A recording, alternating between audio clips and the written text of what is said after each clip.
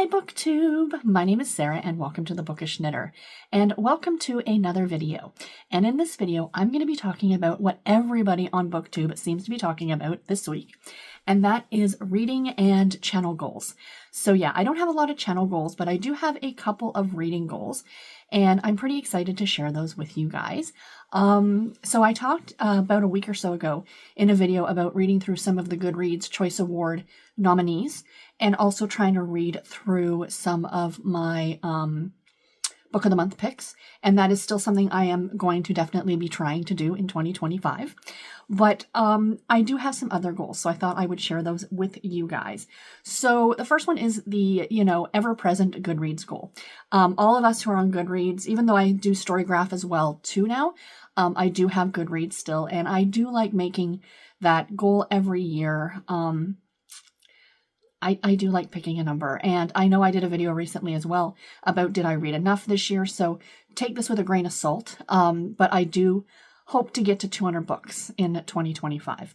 Again, I've mentioned it, of course, before that 2025 is, I'm off of work. I will be, recuperating from my surgery back in October, and I have doctor's appointments and things like that, and it's going to be you know how people pick words for the year like balance or whatever the case may be. My word for 2025 is going to be relaxed.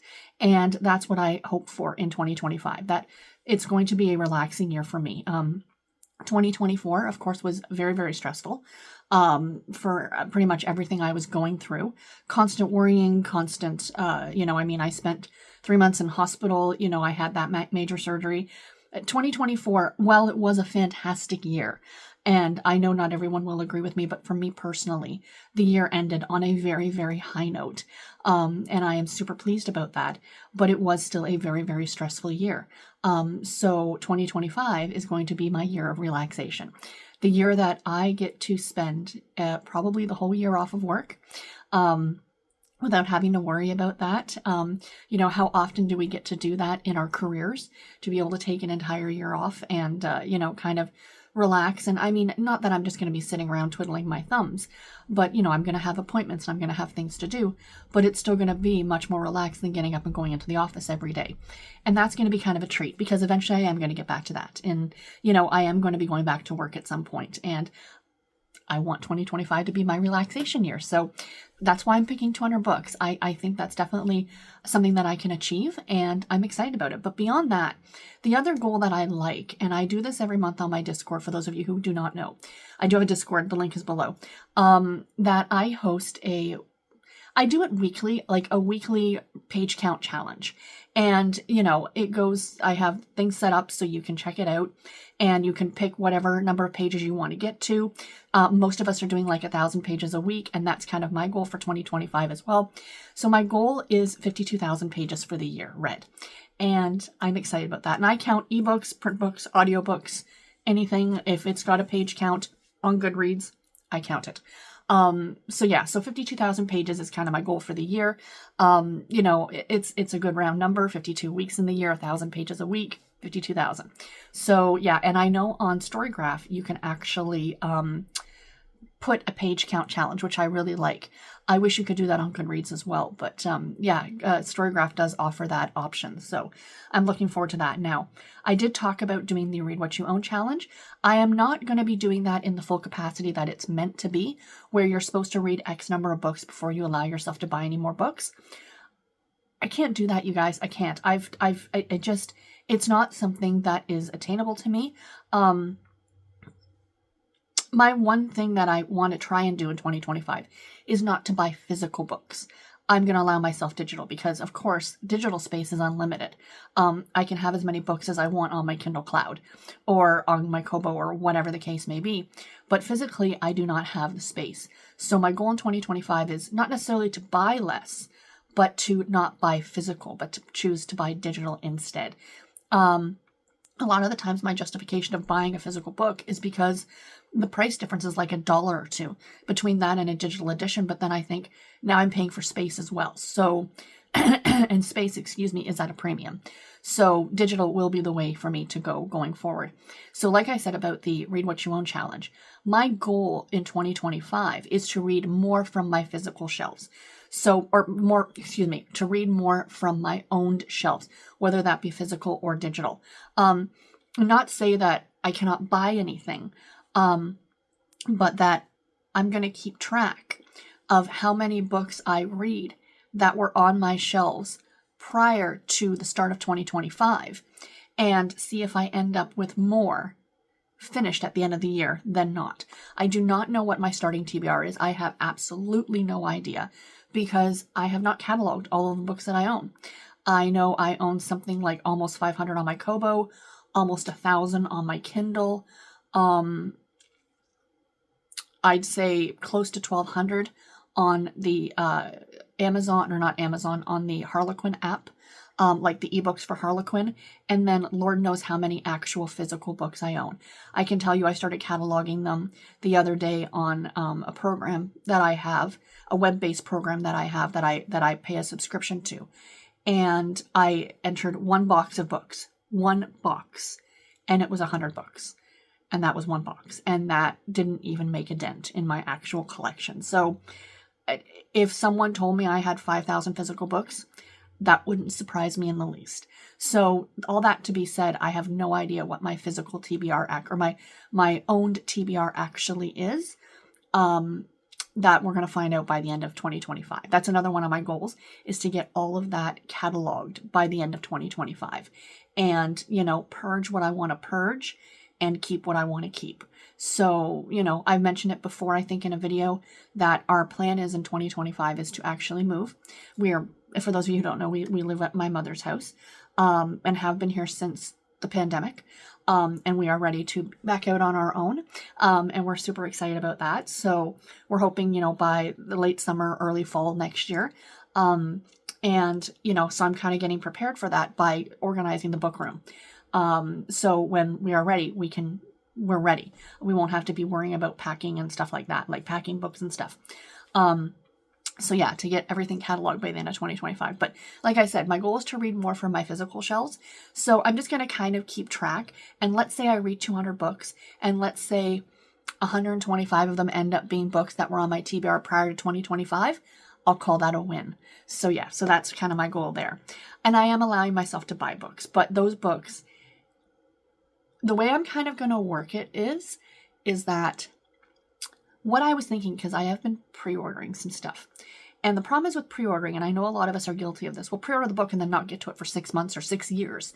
So my thoughts is, if I pre-order a book, the rule is I need to read it the month it's released. So I have a couple of books that are coming out that I pre-ordered that actually come out December 31st. They are on my January TBR. So I have to read them either the month they're released or the next month. Because sometimes stuff comes out later in the month, right? So either the month it's released or the following month, I have to read it within a 60-day period. Let's put it that way, of the release month, or of the release date, I should say. And I think that that's fair. Yeah, so that's kind of my plan with that. If it's a book that's not a pre-order, that stipulation's not there. But if I took the time to pre-order a book, I need to read it within 60 days of its release date. I think that that's absolutely fair. The other thing is that I'm going to be trying to read things in the form that I own them in. So, for example, and I know a lot of booktubers do this, and this is absolutely fine. They will buy either the physical book or the digital book, but then borrow the audiobook from the library and listen to it on audio. And that's fine. If that's what you want to do, that's on you.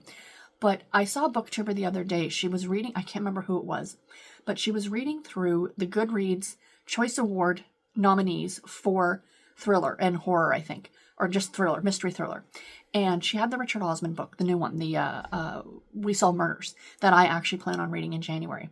And she said she was going to grab the audiobook, but she had bought the physical hardcover edition. She's like, I want to read it in this edition. And that really got me thinking.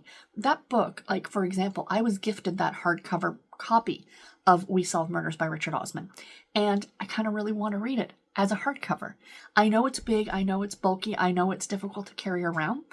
but just something about reading it in the form that I bought it. So if I own the audiobook, I will read it as an audiobook. If I own it as an ebook, I will read it as an ebook.